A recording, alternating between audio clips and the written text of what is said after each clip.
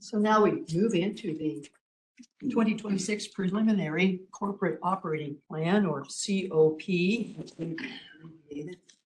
Mr. Underwood. Good morning. Thank you for the opportunity to present a proposal to the board.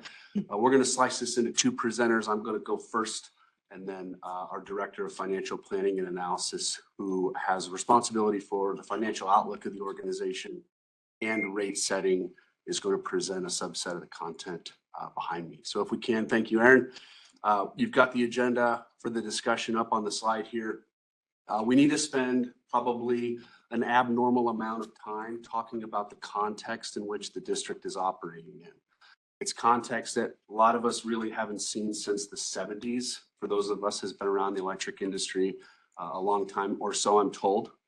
And so we're going to talk about the operating environment that we're in. We're also going to talk about what is the customer going to get from this. We're going to ask humbly and very carefully for a rate increase. And we want to be very clear about the benefits that are going to be afforded to our customers that are associated with the incremental resourcing that the district's going to need. We're going to look at the 2026 financial overview. We have a few key slides on some of our primary financial cost inputs and revenue inputs. And so we'll spend some time on that. We'll talk about the specific rate action and how the proposal will affect each class in terms of magnitude. And then we've got some content at the end by our talented communications folks on our outreach and how we're going to communicate to customers so that they can be as prepared and as aware as possible.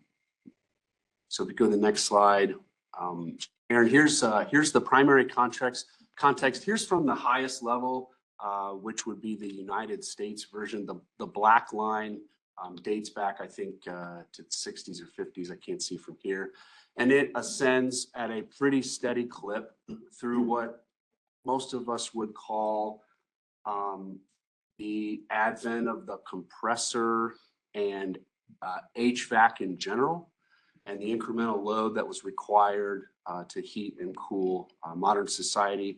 And then in the last couple of years prior to the last couple of decades prior to 2020, you see it kind of flat. There wasn't a lot of load growth. There was a heavy investment in conservation, and that was the output of the efforts of those 2 decades. And then going forward from 2020, the bottom dash line is the forecast from the Energy Information Administration. That is a federal entity that does a lot of electrical reporting. And so you see the profile of the yellow line looks more like pre-2000 than 2000 to 2020. And the blue line is from a manufacturing organization. And so they poll their constituents and the members of their organization, and they create a load profile. And then that green line, the top line that's dashed, that's from the McKinsey organization. And so there is a bit of uncertainty around the magnitude of the load growth and the timing, but there is zero uncertainty about the directional nature of it. And so the country is going through a period of time where we're asking more of the electric grid, and that's creating unique challenges, and those are the challenges that we're navigating. We can go to the next slide. This is now kind of a higher resolution look into the OPPD service territory. We've been busy, and for the last 5 or 6 years now, we've added approximately 23,000 new meters. And so while some of us know what that means, in the event you're less familiar with meter counts, that is the size of Grand Island. The whole meter count of Grand Island, the OPPD organization has added. And so we found that to be a helpful relative data point for people to actually understand much physical distribution work and the customer count acquisition that we've been serving over the last 5 years. If you put that in load perspective, the load growth, this is probably one of the most significant slides of my career, has ascended 473 megawatts in the winter and 544 megawatts in the summer. That is a approximate 22% growth in summer peak demand. and it is an approximate 27% growth in winter peak demand. That's enormous. That's enormous. And so we've spent the last 5 years really noses down, pens down, really trying to deliver this outcome with our talented engineers, operators, and trades professionals. And so far, that's been a good story. We're going to have to stay on this clip. This is going to continue for some time. Our community is going to continue to grow. We're going to become more reliant on the electric system, and we are actively engaged in supporting that as much as possible. It's worth noting that over this time period, we have had minimal rate increases. And we'll talk about that in a handful of future slides here. What have our rates done relative to some other data points we could use to evaluate the reasonableness of rates? And so let's take this moment and transition forward if we could, Aaron. So as we've been dealing with the load growth, we've been dealing with some significant regulatory changes. For those of you that are not familiar with the term planning reserve margin, that is effectively the quantity of electrical resources you have to have ready and available above your peak demand. So we have a safety margin because energy is a critical service for health and welfare. And that safety margin is going up considerably. And the safety margin is rising tactically through the Southwest Power Pool, who does a probabilistic study on the sufficiency of resources.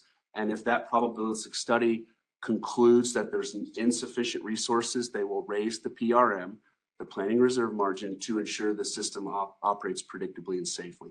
And that's a good thing. That's a good thing. It's a hard thing, but it's a good thing. And so the bottom box there, you can see the summer and winter PRMs, and you can see the significance of the movement. I'm just going to characterize it's moved in kind of two chunks or two disparate time periods. We'll talk more about this in a later agenda item. But if you were going to walk away from this slide with a summary, it's gone from 15% to 17% in the summer. And in the winter, we stated at 15% here, but in the recent history, there was no enforceable PRM in the winter. And now that's going to end at 38%. Brad, do you think it's likely to level off that point? You see future increases as well? Thank you for the question. The magnitude jump is so high that I hope and expect it restores stability and reliability of the system and that it levels. If the assets in the mix don't perform reliably, that will go up. And that's how the safety is ensured for the system. And we'll be a part of working groups if that kind of thing is contemplated down at the Southwest Power Pool. We have a very talented regulatory team. Our operations folks are very involved in that, and our system planners. It could, I don't expect it to, but it could. Of course. Let's go to the next slide. And so we've got a rising load. We've got to have more safety margin, which means we have more resources, even if load is not rising. So those two attributes of our situation are compounding. And then we also are having a difficult time bringing new resources onto the system. And so normally it might take you 20 to 26 months to build a peaker or a simple cycle natural gas engine. Now it is taking much longer. And so we put a few process steps up on the slide here. The Southwest Power Pool has, for good reason, specific things that need to be satisfied and done to make sure that people can safely interconnect to the system. That's accreditation methodology, that's GI requests, GI being generator interconnection. So they take in the requests, they study the requests, and then we sign agreements with the person that wants to interconnect to the transmission system that ensures, because it's been studied, that the outcome of that infrastructure is what is desired, which is a stable, predictable system that operates in a way that serves load. That's the Southwest Power Pool side of things in a nutshell. The utilities and generation developers also have a set of primary activities that they have to navigate as they build generation, and you see those listed there. A lot of folks would go through an IRP process. They would have a request for proposal. They would gain approval from any regulatory body that's in their state or their board. They would go out and have a major commercial evolution to get a sourcing work stream done. Then they would agree to the terms of the contracts, whatever they may be. Then they would build it, and then they would put it in service. That's a lot of work. That's a lot of work. And we're happy to do it as utilities. But if you look at the chronology of some of these tasks, it's starting to take longer than it used to. And so we need to prepare for that. We need to be aware of that, and we need to adjust our course accordingly. Before you go, I'll make a statement. I want you to affirm that it's true. It's more challenging than ever. This is not an OPPD or SPP problem. It's challenging for all utilities, all RTOs across the country. Yes? That is a great statement. And it's challenging for diverse and unique reasons. One reason that is transcendent is workforce availability, the talented trades that we need to construct the facilities, engineering quantity, the number of engineers that we have, even training operators can be a challenge. The other side of this is kind of supply chain. And so the last 5 years, the federal government had a number of policies that impacted utilities' ability to source panels. If you remember the Department of Commerce constraints that were put on, and just different things for different reasons, a lot of these things are occurring. And so either technology specific or transcendent across trades, engineers and operators, it's occurring in I can't speak for every area of the country, but it is a national issue. For sure. Okay, thank you. Sure. Let's go to the next slide if we can. So we've got a rising load. We've got a higher PRM. It's getting more complex and more difficult to build relative to historical timelines. On top of that, we've got surging inflation. And so here's a general slide. I'm not going to explain all the words on the slide. This is for primarily your consumption. But inflation is just the general rise in the cost of goods. And most of us have a fundamental knowledge thanks to the strong education system that we have in America. And so we're experiencing inflation. There's kind of generally 3 types of ways to measure inflation. You can measure it at the point to buy, which is the consumer price index. What does it cost a consumer to buy these types of goods? You can measure it at the point of production, the producer price index. What does it cost to produce the goods? This can be different. And then another common metric is PCE, or personal consumption expenditure. And that's kind of a broad measure of just a variety of spending patterns. So we have ways to measure this, and we have some data here that we think illuminates the type of inflation environment we're having to navigate. So let's go ahead and take a look at that if we could in this lane. Inflation is sector specific. And so the rise in costs that you pay for healthcare may be different than the rise in costs that you pay for housing, may be different than the rise in costs that you pay for electricity. And so it's important that we understand kind of the buckets that these are grouped in. And we want to make the right relative comparison using the correct bucket. So let's go to the next slide if we can. We have, depending on if you measure net or gross, approximately $4.5 billion of net assets, or approximately $7 billion of gross assets out on the system. So you drive around, if the conductor is not buried, you see it above ground, you see substations, sometimes you can see generators, you can see all sorts of electric system infrastructure. Most of that infrastructure is made up of these 3 things: concrete, copper, and steel. That's what's keeping us alive and well. And so if you look at this image, those vertical gray lines on each of the 3 images are a snapshot from 2020. And this is the PPI. This is the cost for the producers to produce. It's data from the Bureau of Labor Statistics, I believe. And they produce this in collaboration with the Fed. So copper's up 43%. You can see that non-linear jump in that top left image. Really, really strong increases. Moving over to the top right image, you see the copper has moved in a very similar order of magnitude, up 63%. and steel's up 33%, even though steel's cooled a bit from the 2023. This is cold rolled steel on the PPI side, the producer price index. So when we go out and we build infrastructure for the community, this is the type of price rise we're having to navigate, we're having to deal with. So we're doing as much traditional supply chain strategic sourcing as we can. We're pooling our spend. We're leveraging against a focused set of vendors to try and negotiate the pricing down as best we can. We make that an as competitive process, as visible as possible. We invite as much participation as we can. And overall, that's been generally good for us, and we're going to need to continue to do that to protect our customers from these rises as much as possible. We go to the next slide, please.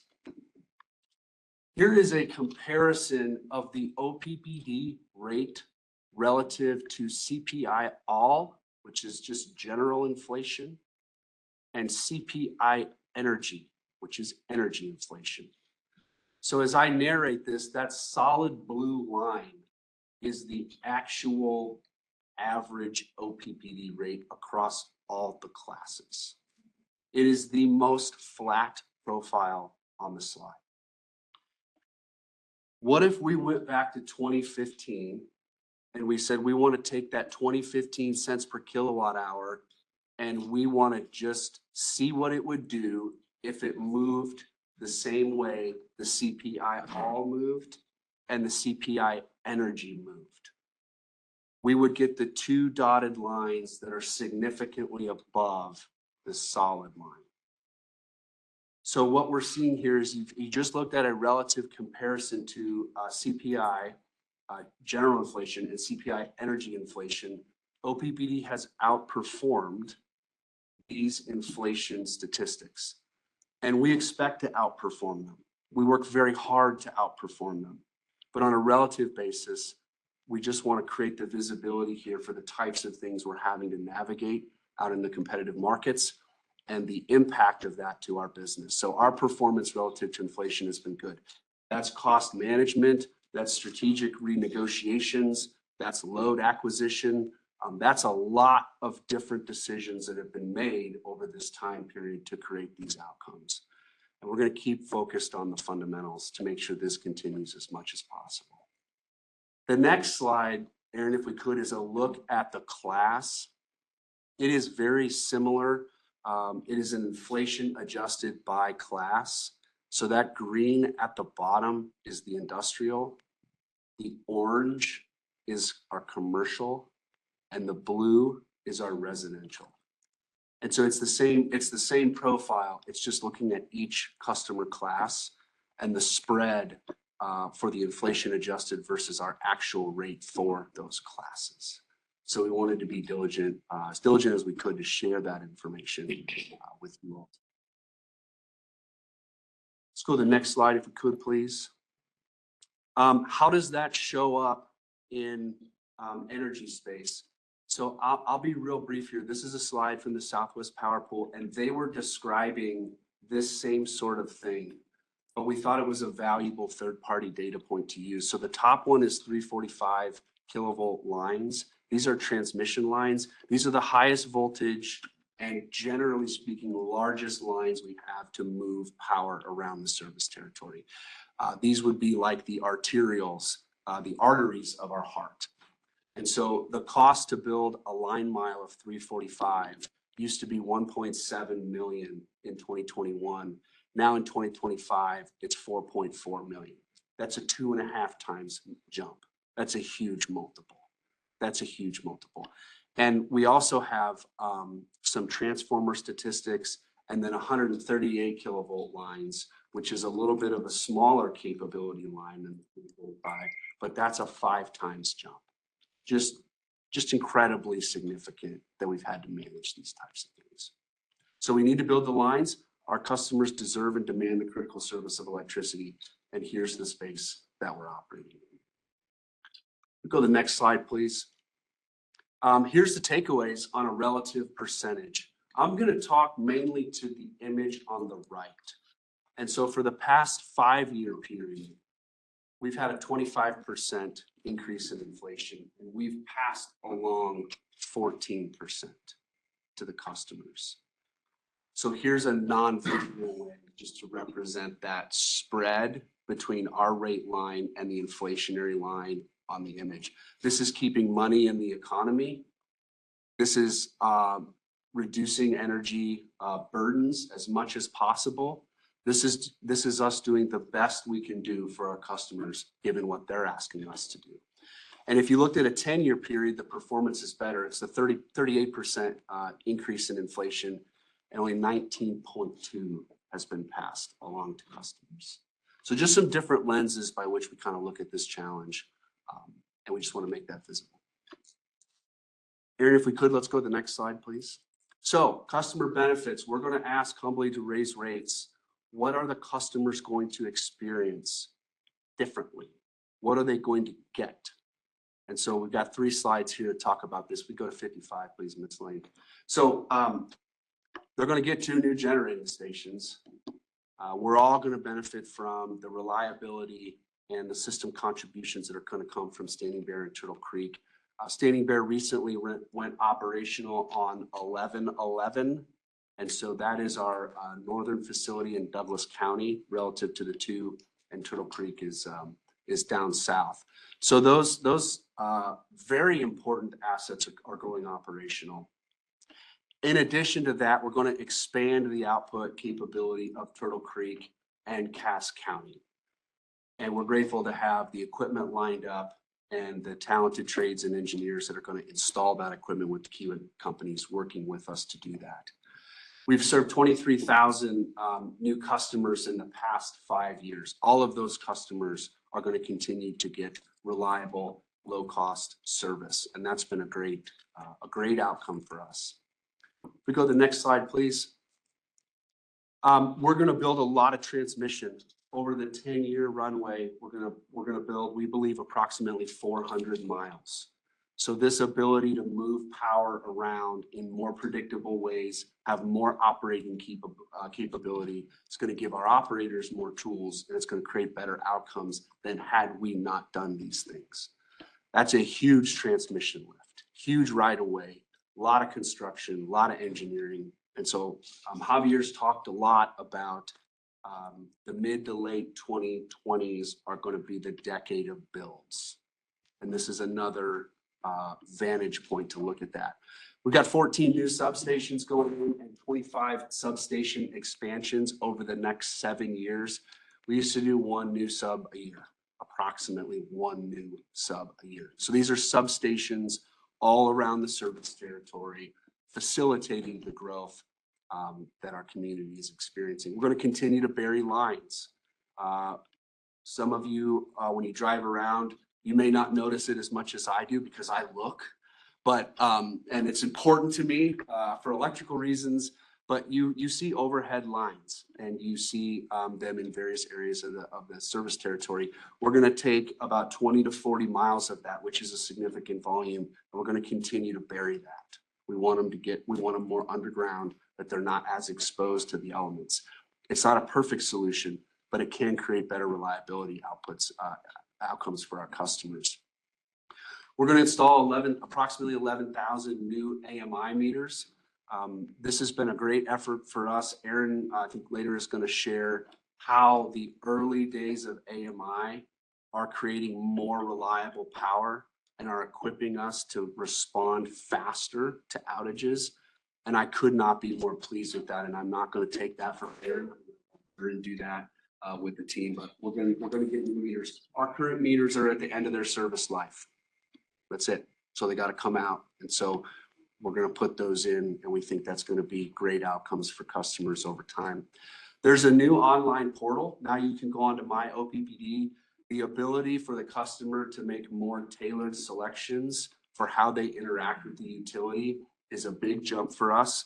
And then in early next year, we're also going to have an app come out. So there's a lot of functionality associated with the app that we haven't been able to provide customers in the past. And we're really happy to be able to give them new functionality so that they can control more of their energy destiny, for lack of a better term. They can make more and different choices as they interact with us, which is great.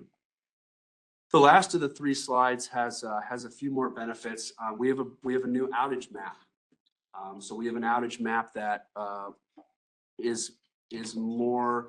has higher resolution for where the outage is occurring. We have the ability to publish ETRs. And so our customers say, even if you give me the wrong estimated time for restoration, I still would like you to give me a time. I need to plan around this stuff. I need to be able to run my life and have at least the best understanding of when the power is going to come back on. So for us to be able to do that with the outage map was a big improvement here as that went operational a couple months ago. We have an increased tree trimming budget, so we want to keep the vegetation out of the lines. So we're putting more monies into vegetation management. We've been doing that steadily over the last 5 to 7 years. Troy Vai has made a very compelling case working with his forestry team and his operations team on why this is the right decision and this gets the best outcome for our customers. So we have more tree trimming budget. We have new ways to communicate. We're enabling texting if customers would like that, or a phone call or whatever they would like as the status of their service maybe changes for various reasons. We're hardening infrastructure. The new generation that we're bringing on can operate in colder, harsher conditions.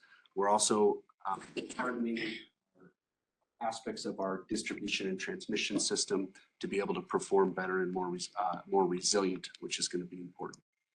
And as we look out over the totality of the circumstances that we're in and the expectations that customers have for us, and the infrastructure plans that we have, which have never been more robust in OPPD's history, they've never been more robust. We do see rate pressure out to the end of the decade. And if we had to give a signal on that at this point in our history, we would estimate we think that's going to be about 5 to 9% each year through the end of the decade. We're going to work as hard as we can to manage this. We're going to be as diligent as possible. We're going to keep everybody informed. But I will say that in 2025, we had a 6.3% all-in rate increase across all classes. Our competitive profile relative to the regional average improved. So relative to the regional average, we went from 18% below in 2024. The preliminary data is 21% below for 2025. So I want to be very clear, even though we're investing in the infrastructure, even though we're making these long-term decisions after much critical discussion and intentional thought, and as we need to raise rates, we will work as diligent as we can to raise them the least while ensuring we make the proper investment. And we will work very diligently to ensure our competitive position maintains and hopefully improves as we provide more service to customers. Before you go on to the next one. Yes, sir. You started to put that in really good context historically. Talk to us about what the forecast is for rate increases in the electric utility. Are we right in line in terms of what that, or maybe those projections aren't out there yet, but I'm curious about how the 5 to 9% per year relates to what. Thank you for the question. You know, I've heard Javier talk about his discussions with CEOs. Maybe you might be willing to start around what you're hearing with your colleagues out in the industry. Not to put me on the spot. I think that Brad is right. There aren't any official projections, right? But I think empirically from conversations I'm having with CEOs of all types of utilities, small, large, investor-owned, cooperatives, public power from all over the country, we are on the lower side compared to those utilities that are growing. Certainly, there are other utilities that are experiencing lower rate increases, and those are utilities where they're not getting the load increase, or they haven't begun the construction phase. But talking to those leaders as well, they know it's just a matter of time before they start building. Mm-hmm. So I believe, from what I hear from my peers, a lot of them are in the double-digit camp already. we're not. I think that's gonna be very important for us to stay very, very focused on making sure that we are making the right investments for all the reliability issues that Brad talked about, customer service, customer experience, and at the same time, keep our rates as competitive as possible. Now, there are two sides of this conversation. One is comparing us to other parts of the United States, other parts of the region. Brad talked about how compared to the national average, we're 30% below. Compared to some utilities in California or New York, we are 60%. That's important for us, but also a customer owner who's sitting at their kitchen table, who is paying their electric bill and writing down the check, they really don't experience this competitiveness issue, right? It's for them, it's how high my bill was last year compared to this year. So that's a very important piece here in the consideration. I'm trying to figure out how do we compress the rate increase as much as we can so that we can address those issues for those affordability concerns for residents. And the biggest thing I hear too from Javier is the CFOs that I talk to, which is mainly the Large Public Power Council, which is 28 entities that support 30 million customers in the country. They see and say the same things. I think we have better price certainty into the next 5 years than they may have because of the commercial status we have with various providers. So if you haven't gone out and you haven't bought power block material, you're exposed to transformer pricing, commodities for steel poles, you're likely going to have a harder time than those entities that have tried to secure these primary commercial terms as early as possible. And so that is one difference that I sense, even though they're doing other things maybe a little bit better than we're doing, we can adopt that. But I do notice that when I talk to colleagues.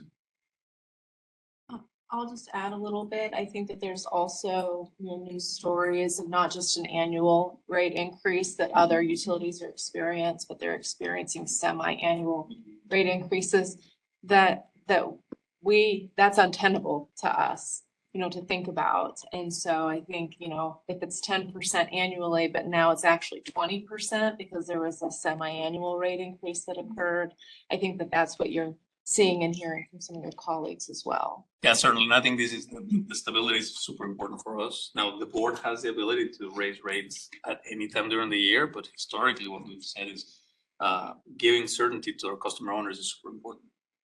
So it's one time at the end of the year versus one time every quarter. So yes, thank you for that. Very good. Thank you. Ms. Lane, if we could advance, please. So let's look at a little bit of the rate story over time.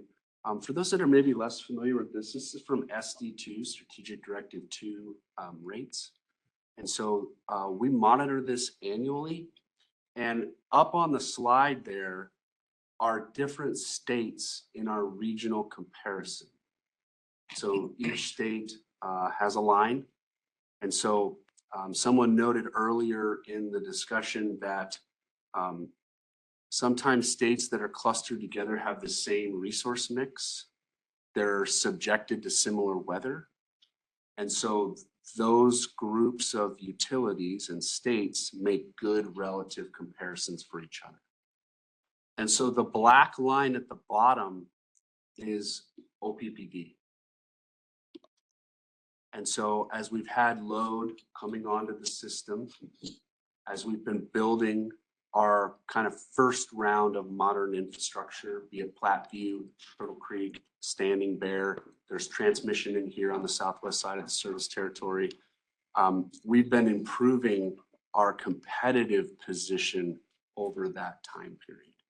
And that's what we want to work to continue. We want to be very diligent and very intentional to see those trajectories maintain and potentially improve. We've talked a lot about it, but it's again 30% below the national average and 18% below the regional average for 2024, and then 2025 is preliminary, but it's 21% below the regional average. So just put a slide up there if you were curious how other states are moving relative to OPPD, and Nebraska's up there as well. That's your image. Let's go to the next slide if we can. Let's just kind of do a quick summary here. What we've done to manage costs. We talked about some of the difficult decisions we've had to go through around what critical infrastructure things need to get done and what might we be able to defer and manage the risk that is associated with that deferment as much as possible. And so we've deferred the construction of the Integrated Operations Center and the new Southwest Service Center. Those were two major decisions for us. We have enacted what we are calling a hiring freeze, and I will put the asterisk on that we do hire critical positions. So if your position directly contributes to the providing critical electric service, you're an operator, you do one of these functions that has a direct tie to people being energized. We are hiring those positions, but we're trying to defer the other positions and manage that work as best we can. And what we mean by focus spending dramatically is just this general commitment to cost management and deferring spend in the event the outcomes are manageable or acceptable. So, and it matters because we want to keep rates low. I'll never forget Russ Baker told me one time when I first joined the district. Russ was our environmental manager a few years back, and I won't have a long reminiscence. Hey, Brad, you ought to go down to the lobby and watch people make payments. And that was a profound moment for me. And so keeping the bills low, keeping the energy burden as low as possible, providing the critical service that customers demand, those are the things that we need to stay focused on. I believe this is my last slide. So we'll have Ms. Hoyle come up and give an overview of some of the financials. Again, Beth is our Director of Financial Planning and Analysis. Morning. Morning. All right, so this section, we're going to outline the financials in 2026 and how they compared to 2025 to go over the main drivers of the rate increase. Next slide. The 2026 operating budget is set at $2.9 billion. This is $600 million, an increase of $600 million from 2025's corporate operating plan of $2.3 billion. To achieve the revenue requirement to support the corporate operating plan, this includes an average rate increase of 6.3%, which includes a 5.8% general rate increase and a 0.5% increase to our fuel and purchase power adjustment. On the left there, we have the main pieces of the corporate operating plan, which are fuel and purchase power, non-fuel O&M, debt service coverage expenses, and our capital expenditures. And in the upcoming slides, I'm going to go through each one of those components and highlight the changes from 25 to 2026. But before we do that, we wanted to show other 2026 proposed rate increases among other utilities. We have the utilities broken out by public power utilities shown there in orange, and then investor owned are in purple. And the majority of the utilities shown are within the 7 states that we compare ourselves to within SD2. Just to note that this is not showing any mid-year rate increases in 2025. This is only showing the 2026 rate increases. And so as you can see, OPPD is coming in close to the average, which is 6.5% across all of these utilities. And those main increase factors for OPPD, as well as what other utilities are referencing, which Brad touched base on earlier, are inflation, advanced metering infrastructure, customer platform and outage map, strengthening of the grid, generation capacity increases, environmental compliance, and purchase power cost increases. Next slide. So we just saw a little bit this in the SD2 slide, but again, we wanted to touch base on how OPPD's rates compare and continue to be competitive against the regional and national averages. So here's a couple different views. The graph on top shows OPPD cents per kWh there in orange. The regional average is in green and the national average is in blue. And the table at the bottom shows the percent below the regional and national averages for each year. As Brad mentioned, from 2023 to 2024, OPPD went from 15.8% below the regional average to 18.7% below. And from a national perspective, we went from 27.4% below to 30.2% below. And per the Energy Information Administration 25 preliminary data, we are showing at 21.2% below the regional average. So with the 6.3% increases in both 25 and 2026, we do remain confident that our rates will continue to be competitive both regionally and nationally. So moving on to retail revenue, and this is excluding our wholesale revenue. Retail revenues are expected to exceed 2025 budget by $98 million or 6.7%. The retail revenue shown for 2026 does include additional revenue from the 6.3% rate increase, and the annual revenue growth, including the rate increase by class, is shown there. Coming in at industrial at 7.9%, 6.5% for commercial, and 5.9% for residential. We are also showing load growth in all customer classes, with the highest being in our industrial class, but we are still seeing modest load growth in both our residential and our commercial classes as well. Overall load growth from 2025 to 2026 is around 4.8%. Next slide.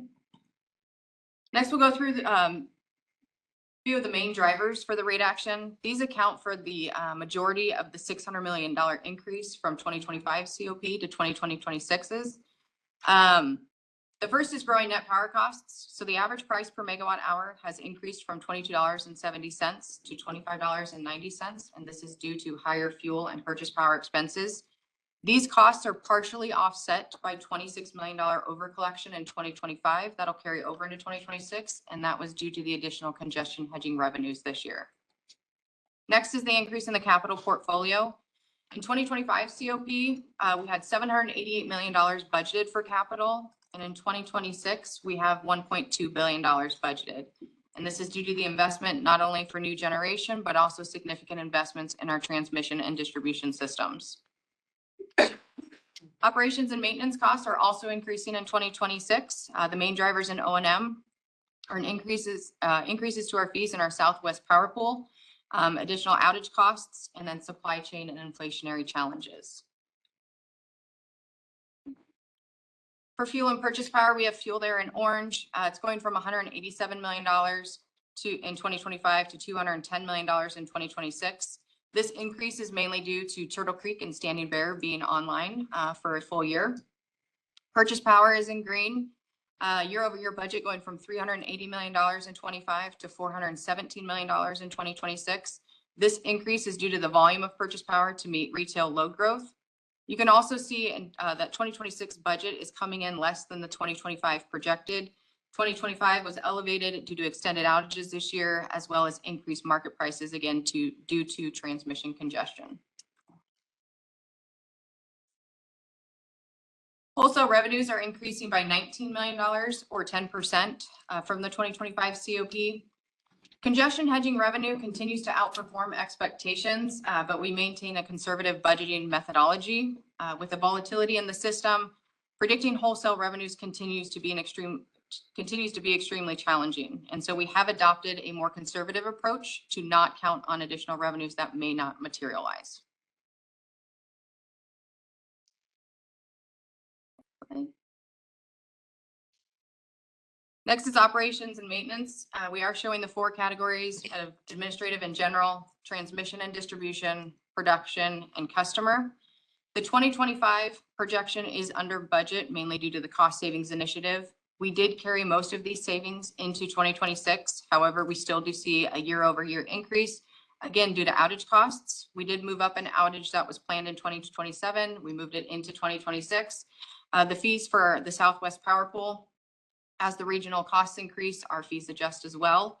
And then another item there is that in 2026, we do have 27 pay periods instead of the normal 2020 or the normal 26 pay periods. Capital expenditures is broken out by generation, transmission and distribution, and general. Again, in 2025, we had $788 million budgeted, and in 2026, we're about at $1.2 billion. For generation, this does include the 4 new combustion turbines at Turtle Creek and Cass County stations. Our transmission and distribution includes investments to support new generation and load growth, while also investing in maintaining our current assets. Our transmission distribution improvement program, or TDIP program, is budgeted at an all-time high in 2026 at $64 million. This is partially due to having to defer some of our sustained programs to support the cost savings initiative in 2025. And then our general category includes investments in technology, our transportation fleet, and facilities. Could you remind us, I'm sure you told us before, but why there's a delta between the 2025 budget versus the projected figure, especially in light of the fact that we did a lot of capital expenditure? Why is it so much higher? Yeah, the increase from, for the projected relative to the budget is we had a number of projects that reached certainty in terms of their cost. And so the engineering estimates were a bit lower for the budgeting process Okay. than what the projects actually came in at. Got And I would just say that as Troy and I talk about that, that is part of the systemic impact across almost all of our capital projects. Really kind of bled into everything. Mhm. So I would just highlight that the Southwest Power Pool has also identified that regionally, estimates on transmissions and abilities coming in quite differently. If you remember the graphic that Brad was showing, pretty significant move up in inflation in the last year. And some of that's due to risk and uncertainty around tariffs and things of that nature. this comment is a bit detrimental to me in my professional capacity, but that needed to happen. That was the determination of the critical projects that needed to go and why they were critical and what they were going to cost. Mhm. So that was the right move, even though it created some other hardships internally around cost management in other places. So is it fair to say, and thank you for the question, is it fair to say that the delta from the 2025 budget to 2025 projected basically says we ended up doing or completing fewer projects for more money? Yeah, We didn't expand the number of projects, we in fact took out some projects. But the inflationary pressures are reflected in here that we had to pay more for even fewer projects than we had originally planned. and I think the other aspect that I recall in the critique of the firm is that the projects, some of the projects that created the budget exceedance were being executed a little faster than we were anticipating. And that is a net positive to us as far as infrastructure delivery, but it can have that kind of impact. So, yep. Would you mind just maybe the top 5 projects that we're talking about, just so that we can triangulate on those things? Finishing generation stations, right? Yep, So that's 2, Turtle Creek and Standing Bear, yeah. and then Um, what maybe finished faster than expected? Yeah, I think it's mainly on the generation supply side, so Turtle Creek, Cass County, Standing Bear Lake. Those all had project cost increases in 2025 that weren't necessarily as expected, either due to inflation or earlier completion than was anticipated in 25. They were ahead of schedule. And then The transmission, most transmission, the larger transmission. Yeah. projects were coming higher too. yeah, we had a couple of major transmission projects. I think Yeah. that's enough for me. I just wanted to make sure I was reading between the lines correctly there.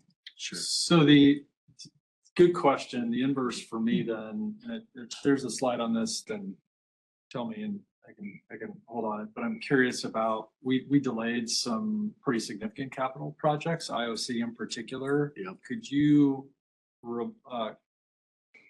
are those turning back on in 26? Or those, tell me about those big capital projects that we had planned for 25 that were moving right. Are they back on? Or they continue to be? Thank you for the question, Director Moody. We're working really hard with finance right now to find a way to get that slotted in as quickly as we can, because we still have a contractor that we're on that one, and they've been great partners with us in allowing this. It was just meant for us to be able to get a breath and be able to provide, the financial stability that we were seeking to have for right now. But yes, we are looking at that. But we are also taking the moment and the pause to make sure that we have looked at everything that we can to make sure we're being financially responsible in that. So IOC is the big one. Are there other? Yes, there were. We have the service center that's over in the, we call it the Far West Service Center, but the South Bend area, but we did purchase the land last year. So we secured that. We feel really good about that we have that. Because there are some other things that, again, we can stop and pause and study to make sure that we're utilizing that space in the correct way for the district and what our future entails for that. We also have a training center that has been postponed, but we're taking this moment as one of our enterprise priorities to look at how we can best serve with that as well, with the use of some educational partners out there. So all of those, we're taking the moment to make sure that we have planned accordingly. So when we do have the money that's clicked back on, that we can move forward really quickly with it. So I'm going to repeat that back just to make sure I understand. I think what you just said is that those 3 projects in particular are still holding going into next year. Is that right? Correct. Okay. All right. But we won't see those in 2026. We're hoping if money frees up to get seed money then to be able to start it back up. But we also recognize that there's a lot going on right now that we need to make sure that when we're ready to go with each of those projects, that they will go. It could be for the IOC, that's our most important one right now. The other 2 could be 2 or 3 years beyond that. We'll see how things shake out as this works out. Okay. Thank you. I think the term. The only thing of that is we're mitigating risks with all of these investments. There are some risks by delaying, right? Operational risk by delaying the integrated operating center, risks for our warehousing teams of not having enough space on the yards to store material. That's a Far West Service Center. So we made a risk-informed decision, but it's certainly these projects are going to have to happen. Some of them maybe sooner than later. So we're keeping an eye. I'm very, very pleased with the way the enterprise coordinates and prioritizes these type of capital projects. We have our resource RPC, our resource planning committee that meets at least every month. This year, you guys met probably twice a month, and they have to make these decisions and these trade-offs about what moves forward and what is delayed. I have one question. Several slides had the term outage costs. Could you help me understand what's involved in that category? Troy? What we were alluding to there was we had some forced outages on our generators. And so as a general term, we assume some forced outage is going to occur each year.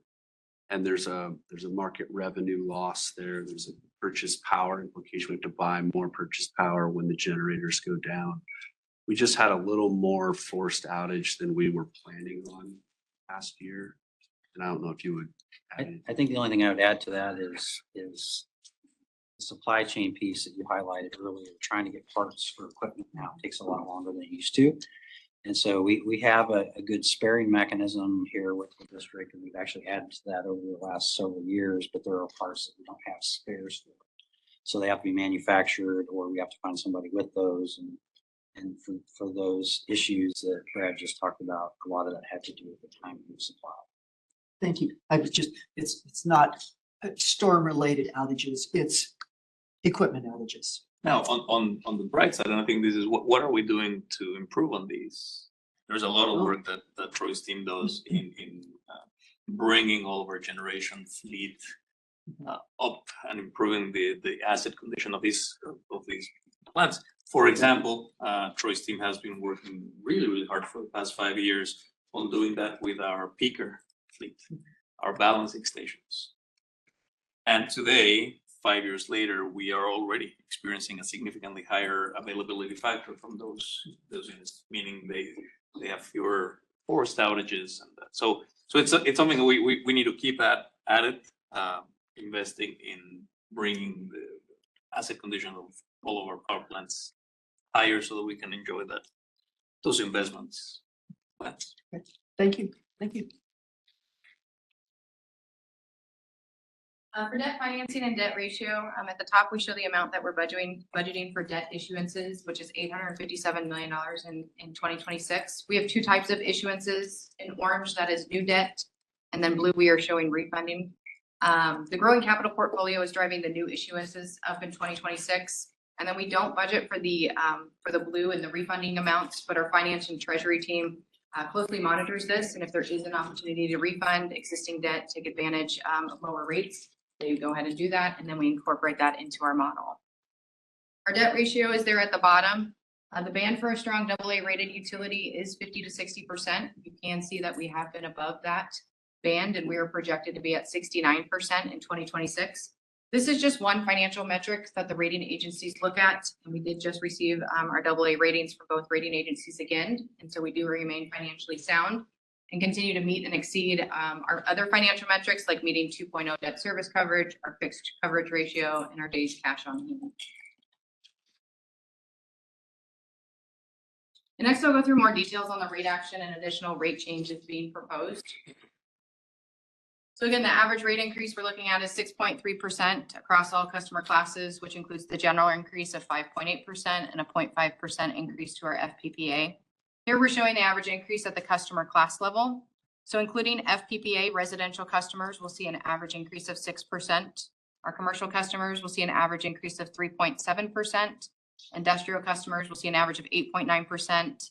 Lighting is coming in at 2.8%, and our wholesale customers at 0.8%. And these percentages do represent class averages, so rate codes within each customer class will vary, and then the individual impacts will also vary based on usage characteristics. But overall, 90% of residential customers and 95% of industrial customers will see an increase between 4 and 7%. And all of these details on the proposed rate changes can be found in the red line version of the service regulations and schedules, which will be out on OPPD Community Connect later today. Next, I'm going to talk through a proposed rate change to our commercial and our industrial rates. Just a little bit of background on this. Industry best practices and cost of service rate making groups customers into similar classes based on how they use and drive costs onto the system. OPPD currently has 4 commercial and industrial demand rates. Rate 231 is the commercial demand rate, and then rates 232, 245, and 250 are our industrial rates. The current applicability for those rates allows customers to change rates without changing their usage characteristics. So customers can switch between a commercial and an industrial rate. And by allowing customers to change rate, it makes it difficult to maintain consistency within customer classes and keep those similar customers together and grouped in the same customer class. Rate switching that occurs can also, after the COP and rate action, can also lead to a loss of revenue and introduce challenges to meet our financial objectives for the year. Next slide. So we did work with the Brattle Group, and establishing demand limits on commercial and industrial rate was part of Brattle's assessment of our current rates and riders that was completed last year. Setting the minimum and maximum demand limits are industry best practices. Demand is the best way to segment customers. And then using 4 coincident peak as the determination of demand is consistent with our current our current cost of service methodology. Setting firm demand thresholds will limit substitution between customers and will also limit rate switching. And Brattle also noted that it is uncommon to see utilities allow customers to change rates between customer classes. So the next slide is the recommendation. We worked with Brattle and they performed an analysis to determine the new minimum and maximum demand thresholds. For all demand rates, there will be 2 rates in the service regulations in the red line version. There will be the current rate will be effective until December 31st of 2026. And then there will be another rate, the new rate, which will be effective January 1st of 2027. For the new rates, the demand criteria will be updated in the applicability section and will be based on an average of the demand during the 4 summer months, which is June through September. This is consistent with our allocation methodology in the cost of service study. It does not penalize customers for having one high demand month, and it also will minimize customer movement. And so with this recommendation, commercial and industrial customers will be placed on a rate that more accurately represents the true cost to serve them. And again, the updated rates with those new demand limits will be effective January 1st of 2027 to give customers the opportunity to adjust their summer usage in 2026. And then the last item was rates 245 and 250 will be consolidated into rate 245 starting in January 1st, 2026. This was also a recommendation in Brattle's assessment, as these two rates look very similar from a cost of service perspective. And then the next page is just a chart of the demand requirements for our demand rates. On top is the current rate structure, again, only showing a minimum billing demand. And then below is the proposed minimum and maximum demand limits and updated minimum billing demand. And then the next slide, last item I'll touch base on is rider 470, which is our customer service charges. 470C, this is the fee for a disconnect following unauthorized reconnect. We are proposing to increase this charge from $115 to $175. We have been under collecting this for multiple years now, and this update will make or reflect our actual costs. Rider 470F and 470H, updating charges as well as updated language for underground service for both our residential and general service customers. And then 470I is the pole attachment fee. It will increase from $16 to $18, and that is an annual charge. So just to summarize, this rate action achieves additional revenue really to support our growing capital portfolio, to maintain our current assets and build new infrastructure to support load growth, the hardening of infrastructure to strengthen against extreme weather, continued investment in advanced metering infrastructure, our customer platform, and our outage map. It also addresses rate design changes for our commercial and industrial rates to accurately recover the cost to serve those customers based on how they're utilizing the system. It's going to keep our rates competitive and ensures that OPPD continues to meet our financial metrics. And with that, I'll hand it over to Kate Thomas to go through the customer outreach and engagement plan. Before we do that, maybe before we do that, can we talk a little bit about some of the commercial rate strategies? Have any consideration been given to making either 232 or 245 or even 261M a required interruptible rate? We have looked into potentially a new rate that could address that. Okay. I think Most customers, that is a very difficult thing for them to do, as you might know. And so when those topics come up, they're very hard conversations. But we continue to talk about those sorts of things and how do we create flexibility that's in everybody's best interest for our rate options. Sometimes that can be, Tim, I think you all have done a great job with this, partnering with the customer on an infrastructure solution of some kind, or how can we kind of better the whole picture, maybe in ways that are more aligned with kind of their expectations of service. But we do have curtailments and interruptions for those people that would like to interact with us in that regard. And Tim, if you. The only thing I'd add is, just as we talked earlier about accreditation changes for generators, accreditation changes are being evaluated for demand response options as well. And until those settle in, which we hope to be this coming year, it's really difficult to understand what playing field are we working on, and then to go talk to customers. So once those settle in and we understand what the accreditation looks like for us, then we'll be in a better position understanding customer needs and our desires in operating the utility to redesign products and services that will try to bridge both. And that's expected this year. Is that what you're saying? The SPP expects to make a decision on demand side management assets? Yeah, the only asterisk I'm going to put on that answer is I believe this conversation started in 2022. Sure. Okay.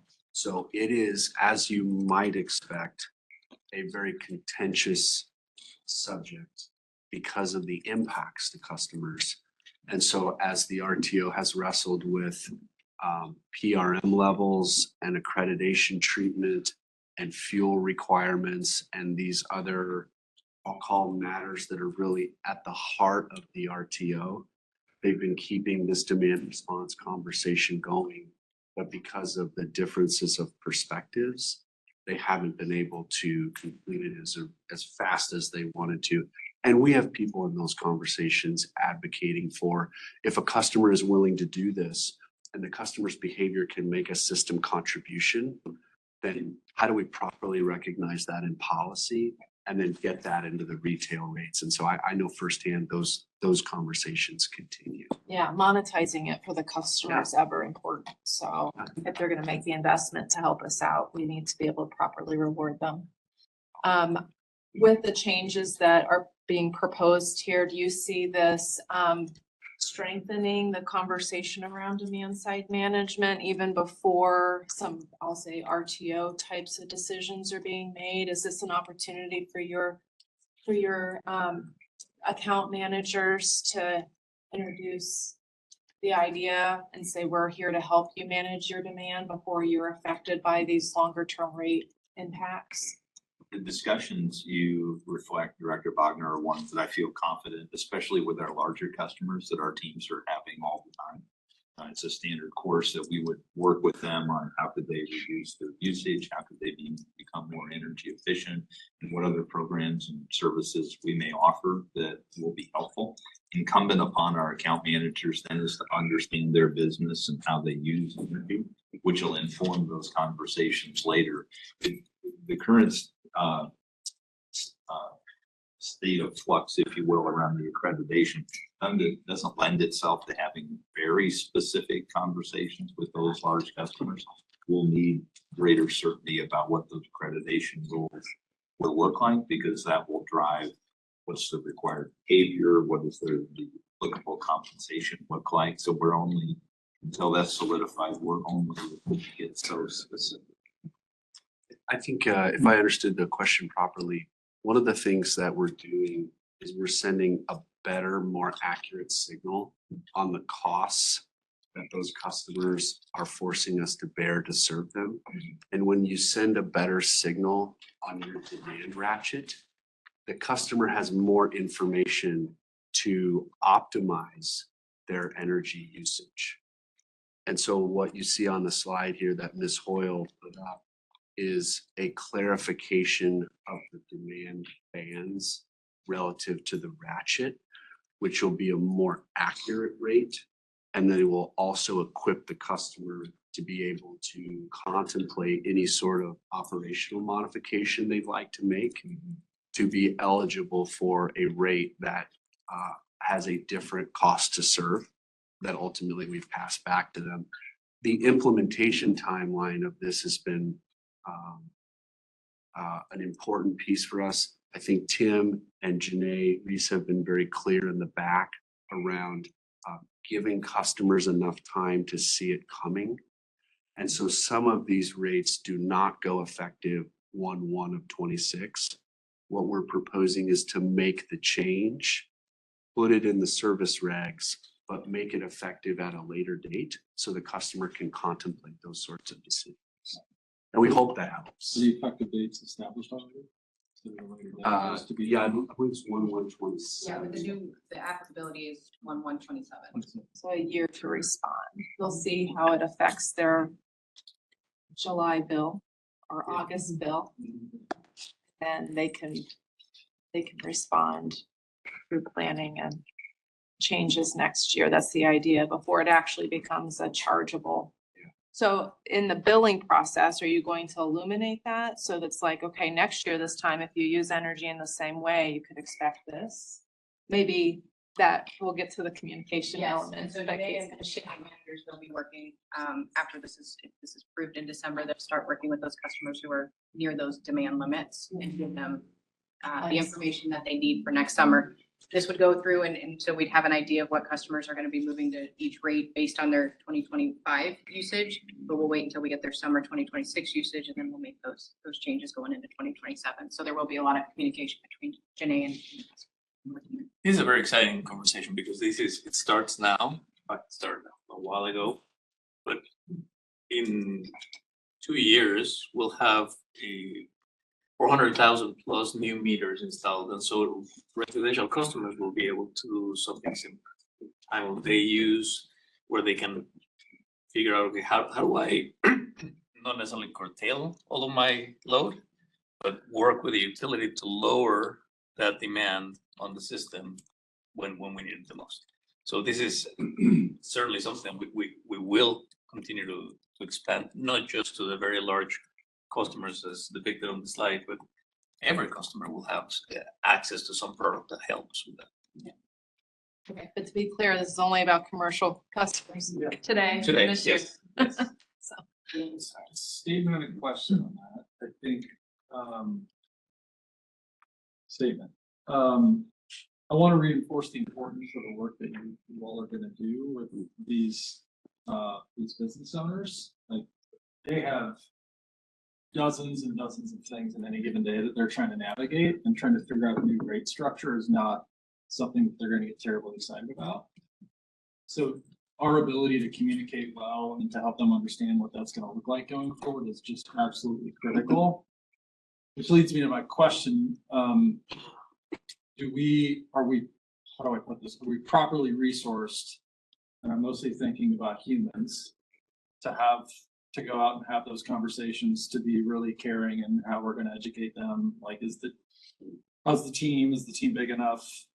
We're talking about budget, right? So budget is when we would say, let's add a person. So talk to me about resources. Yeah, I feel comfortable with where we're at. We're making some adjustments in that team.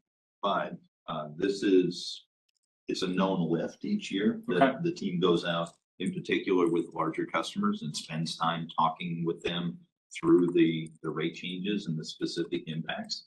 In partnership with Beth and her team, we know down to customer specific, so it's not generalities. It's here's how you would be affected. And it falls in line with the normal course of business that we want to be partners with them throughout the year to understand how energy policy is affecting their business and vice versa, how their business informs energy policy and rate setting policy. So we will work through those. Okay, thank you. So I wanted to echo what Director Wagner pointed out about customer-sided resources.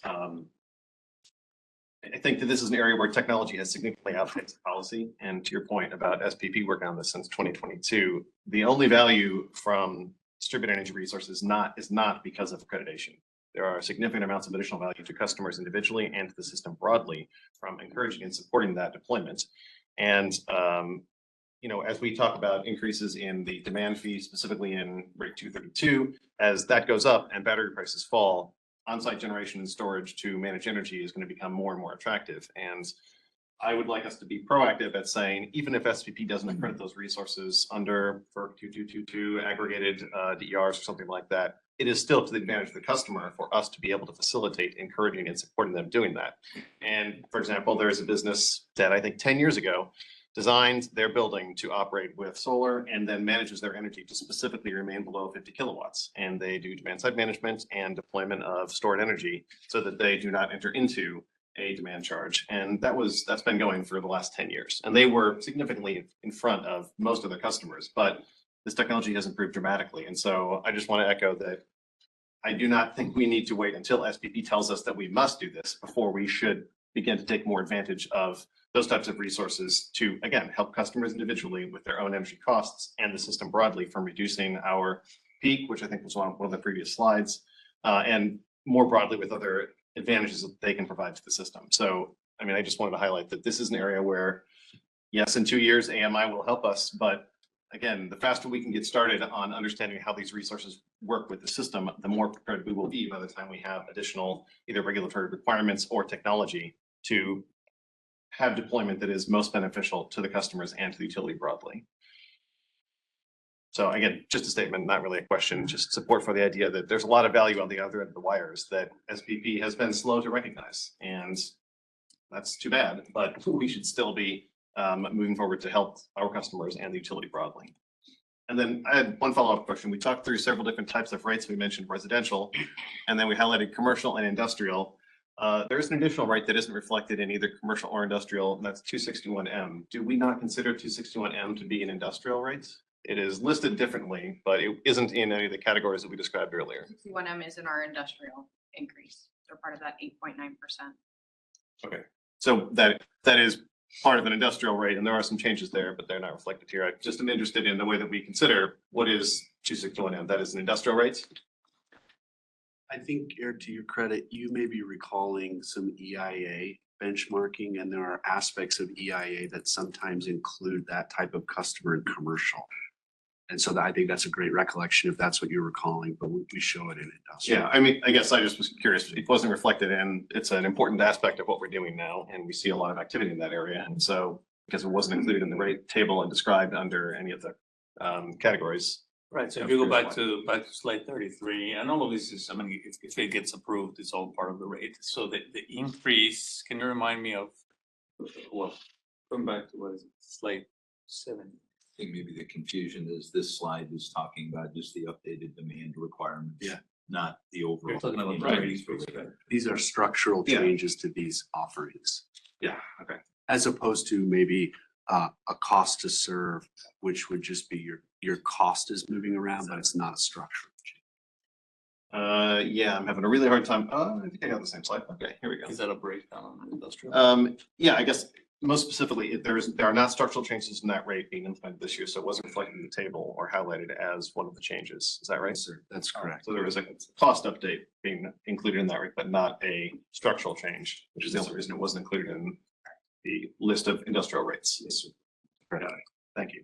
And for those interested, and I believe you know this, Director Williams, but the information release has all the redlined rate offerings. Yep. And so for those that may be interested in that, they can self-consume that, I suppose, at their leisure. Thanks. Sure.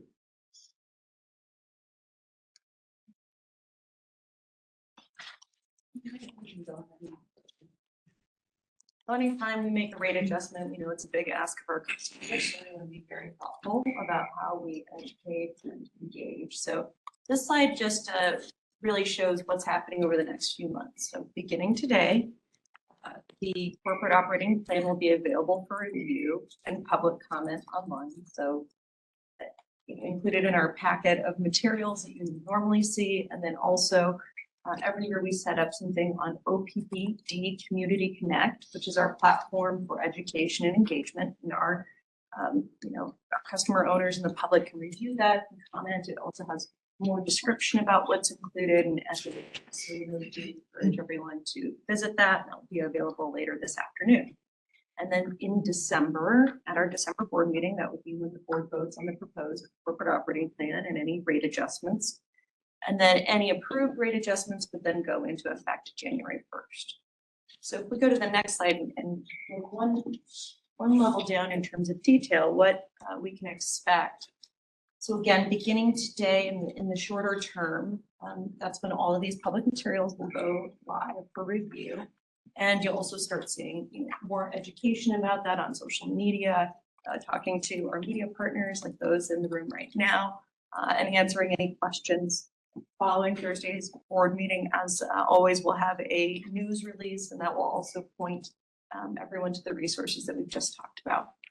So we'll have that social media, especially outreach, go throughout this 30-day period and beyond, really explaining, hey, where will my dollar go?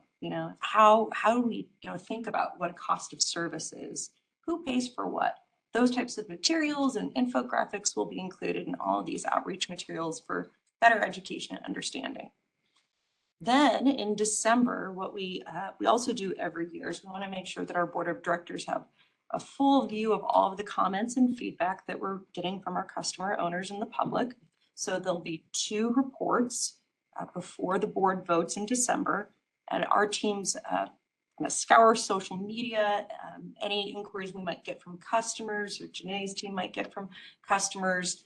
Anywhere that we are seeing any kind of input from customer owners about this topic, we compile that and we'll give a cumulative report. So December 8th and then December 16th, so that our board has a full view of everything that we're hearing.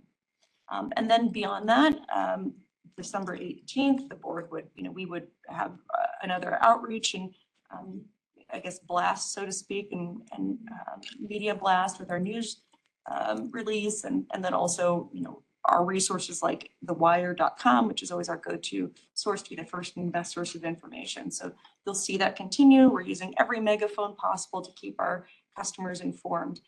And then in January, should our rate adjustment be approved, that's really about 2 weeks in. As we are thinking about that, we're tailoring communications for customers, and are able to send them tailored communications about, hey, based off of what your bill was last year, or what you can expect for impacts to your bill this upcoming year. So that goes in mid-January, and our team will work really closely with Janae's team. We'll have much more personal conversations with our business customers. And so I also want to point out that beginning today, just to underscore what we've spoken about, Janae's team will begin having those conversations with our commercial and industrial customers about, hey, here's what we are proposing, right? It's all the proposed impacts, but we know it's important to speak with them early. So that begins today, and we want to make sure everyone knows that. And then finally, if we go to the next slide, last slide, these are just a few of the things that we want to make sure that our customers understand, right? So in the short term, where does your dollar go? How are rates set? Who pays for what? And we also are committed to educating the public more in the mid and long term about some of those bigger trends. So tell me more about the rising value of energy. Why are we seeing some of these trends? What does it look like? What does the evolving role of energy in business and at home look like? So if you start seeing more education, not only on our own channels, but with our media partners, you're understanding why we're doing that, so that we're continuing to have this conversation. We'll use all the tools available to us, which are listed here. And, I think this is also just a reminder of all the ways in which we ask our customers to engage, or those tools that are available to them. So OPPD Community Connect being a great landing stop, but there's also our board contact form, which is available on OPPD.com. These monthly meetings that we encourage the public and customers to attend. And then also social media, right? We're on our major platforms and this year. So we want to let you know we're listening, we're tracking, and we want to get all the feedback we can to our board and all the education we can out to our customer owners. So with that, I believe that's all that we have. I'll pause for any questions around communication and outreach and open it up there for discussion.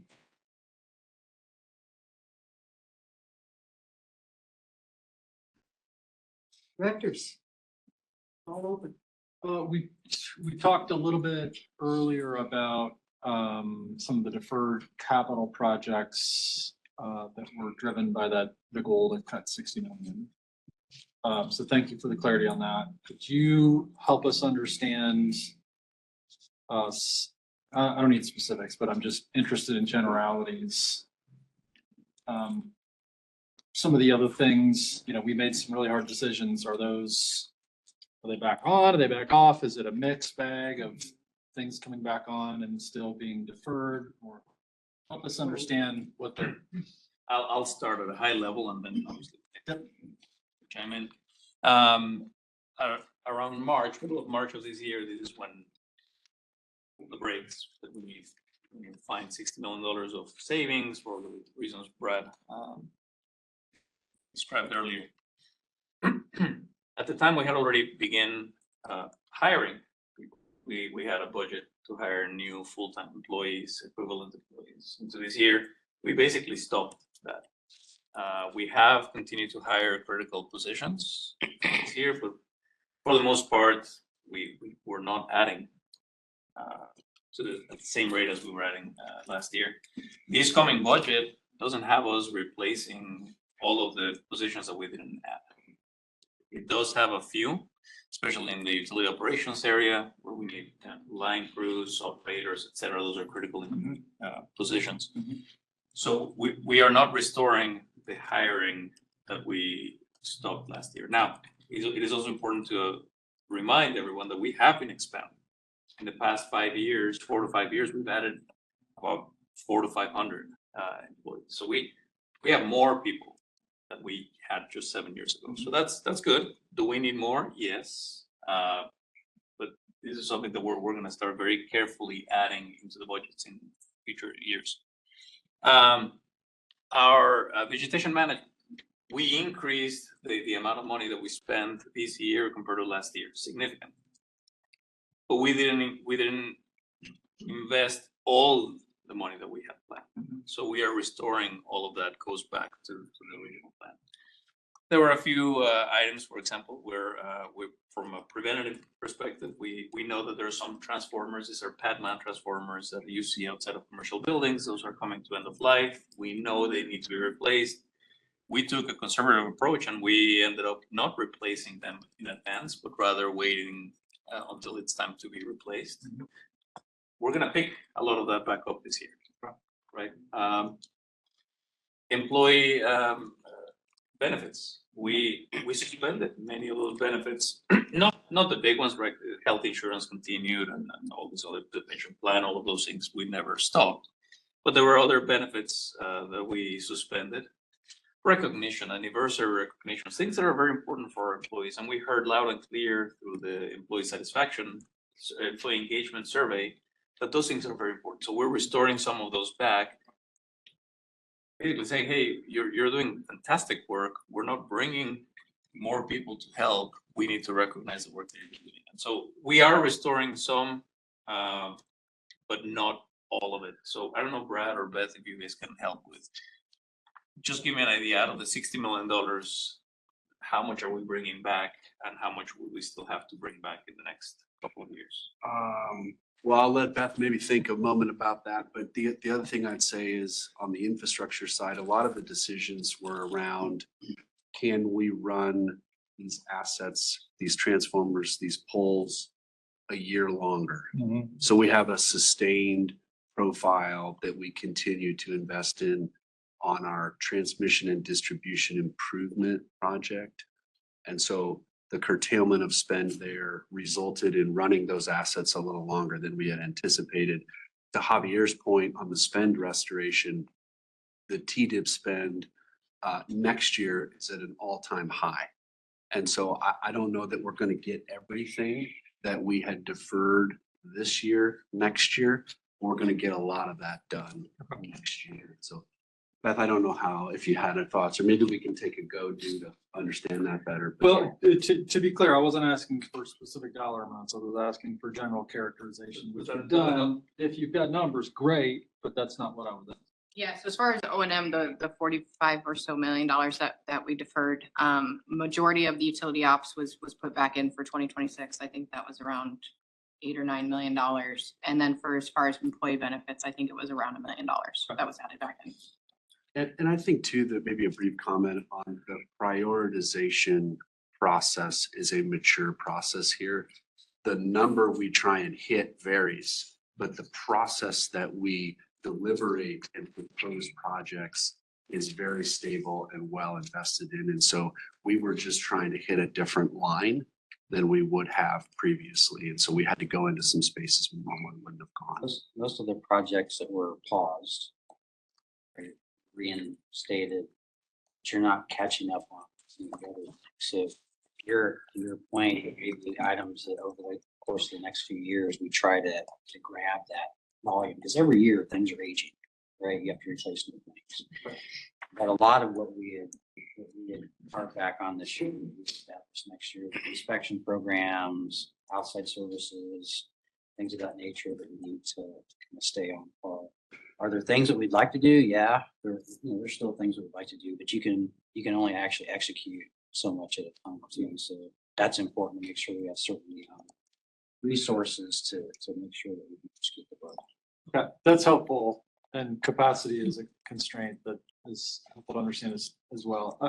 Part of what I'm sort of curious about is, are we continuing to push things to the right so as to create a body of deferred maintenance work that is just untenable? It doesn't sound like that's the case, right? We're doing what we can to kind of. Yeah, the way I look at it is our asset management group has worked out over time and said, hey, here's the state of different assets, and here's some timeframes we may want to execute those. And there's some you can take more risk on than others, obviously, like transformers, you don't take those kind of risks. There's always going to be things in the backlog that you take care of. I would be very concerned if we were limiting things like we limited this year for several years in a row. That's where I would start to have a lot of concerns. But since we're reestablishing, we're moving back in, are there some things we're gonna have to get caught up on? Yes, but it's manageable from that. Going back to Director Bogner's comment earlier, that we endured some financial headwinds this year. Let's not do this again because what you said, it's not sustainable. We can't do this. Yeah, I every think year. I've been pretty loud about that. Yes. And acknowledging that this time last year, we didn't have a full appreciation for what those headwinds were, right? Like we approved the budget and then we learned a lot more in the next couple months. So space for navigability there. Director Williams, or Director Moody, sorry. What I did want to add to that though is he's speaking for utility ops. I've got fleet and I have facilities. And so we really have dived in to get an asset management thing that we can put in front of finance to look at the risks of a lot of that. We're behind. You know, I'm going to be real clear on that. We are behind, but we also recognize that the risks that we have for that, we need to bring forth to the organization so that we can know how to prioritize those risks and whether they're acceptable or not. Okay. So I don't want to make it, you know, Troy's 100% right for the utility ops side, but there are some parts in ours that we do need to address, and we are bringing those forth and talking to finance about that as well. Great, thank you. Go ahead. I was gonna throw out if that's okay. Finish up. You talked about the mature process that we have for how we do budgeting. And I will name that last year, one of the most valuable things that I experienced was having an understanding for how that process, where that process started and where we landed. Right? So in other words, Yeah. The rate increase that we experienced last year, I think my experience was I need more information about where we started and what was, not specifically what was cut, but like once I had an understanding for there was the proposed rate increase, once everything was in, before you started value engineering things out, was a really important and big delta. So my question then is like, can you characterize for us, you know, we landed at 6.3% again this year, but broadly speaking, when those first requests came in for all of the things that we want to or need to do as a district, how was it? I don't need specifics, but generally, was it a 10% rate increase? Was it 20? Like, I'm trying to make sure our customer owners understand. We're not just doing everything that we want to because it feels fine at this point. You know what I mean? Sure. So just to lay a base, the process kind of starts in March and April. And in March and April is when I think Javier rightly identified the need to manage the costs for this year so that they didn't turn into a rate increase next year. That was 4%. So let's just add the 4 to the 6 for discussion purposes. That's 10. Back when we first snapped the line, mid Q2, it was, I would say, notably higher than 6%. Okay. And it did not include the 4% Okay. that had we not gone through the cost management. So I would generally characterize it as mid double digits. Okay. So it's been a considerable effort to go what I would call white knuckled and really put our hands and hearts on it and shape it in the right way to make sure we get the right outcomes for everybody. Okay. So, Yeah, I say in a different way, going into 2026, all of our managers and directors, they are still working under the assumption of the same type of cost savings that we had last year with a few more resources. But that's part of what Brad just described. Okay. thank you for the question. Yeah, thank you. That's helpful. Thank you. Just to add one more thing to that, I think historically, we might have just started with what line are you trying to hit, and we would kind of self-prioritize things out. But the way things are set up now, the entire business brings everything that they can see, right? And then we work through the process of risk adjusting and understanding what that looks like so that we get down to capital, things that you can actually execute. So it's a different process than maybe we used to have. I think it's a better process because it gets everything on the table. It provides more transparency as to what the engineers are seeing, what folks are seeing in plants, like things of that nature, and you're allowed to select the best options you can for the organization. So that's been a big improvement, I think, from just 5 years or so. Thank you for that, Troy. And I'd credit Scott and his organization for making sure that the risk conversation is injected into these trade-offs. We have business unit sort of leads in operations and facilities and others, and they can talk about the risk. And then Scott will kind of, his lieutenants will kind of come in with the risk program and help us kind of level it across the business. And so the risk in finance is different than the risk in ops, is different than the risk in facilities, is different than the risk in tech. And that's the piece that we've really been continuing invested in. That RPC has been a big piece of that, as Javier noted, and really the Resource Planning Council. But we have our best leaders doing these things. And so that's what we do. Thank you. Well, I wanted to ask a question about human capital. You referenced that there had been minimal hiring only for the most important needed people. One of the things that was cut, sorry, if I'm recalling, was interns, maybe in engineering, that you might have, nurtured along and maybe been able to hire later on. So I'm just curious about where that lies now. I'll respond at a high level and then Jerry maybe help. We, yes, many of these programs were paused. Engineering is a function that we struggle to find electrical engineers and any other engineering practices. So that those positions have always stayed open. We haven't stopped hiring engineers. In fact, it's a public service announcement. If you're an electrical engineer, check out our jobs page because we're happy to talk to you. But I think in the same spirit, internships for engineers is something that's important to us. So we did end up prioritizing, and we have boot camps also for line workers, underground. A lot of these work didn't stop, but I don't know, Jerry, can you expand a little bit more? No, it didn't stop, and it was funded. These are really hard to fill positions. If you stop the pipeline, it is really hard to pick it back up. So what we have done is we've went and looked more strategically from the workforce planning piece about are these long-term engineers for the organization. So we put a little more rigor in that piece of it, but we've definitely not stopped hiring. So thanks for the public service announcement. We still need engineers, so we've not stopped. Sure, in terms of the transition to full-time positions here this next year. So it's a very good pipeline. That's what this was. Thank you. Director Spurgeon, too, if I can just add to, with the cuts that we had this year, we reshuffled the deck with some of our employees, and major projects picked up some employees to be able to help where other things were canceled. And so it allowed us to reduce outside services because of that. So we didn't just say stagnant, we gave opportunities to people to look at other types of work within the organization and make their, it not only helped that part of the organization, but help those particular people in their development too.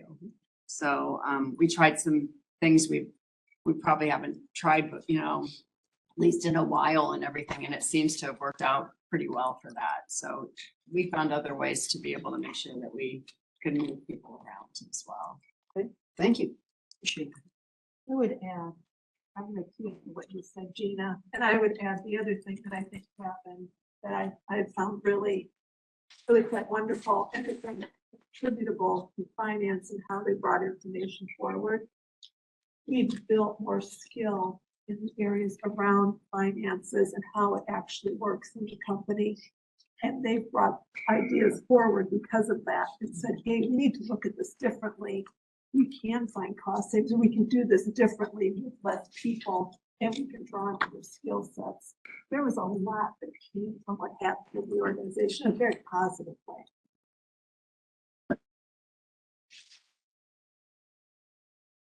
Great to hear. Directors, Other questions? Process, so finance committee meets on December 5th. We'll have another opportunity. I mean, at this point, I don't expect anything's gonna change necessarily, but maybe we'll get a preview of some public comments at that point. If any board members, I'll say last year it was really helpful for some one-on-one conversations, so I'll offer Mr. Underwood is willing to take any conversation that you have, any questions that are detailed, by all means, reach out, but otherwise, finance committee will continue to shepherd this through the process. Okay. You're complete? I'm complete. Okay.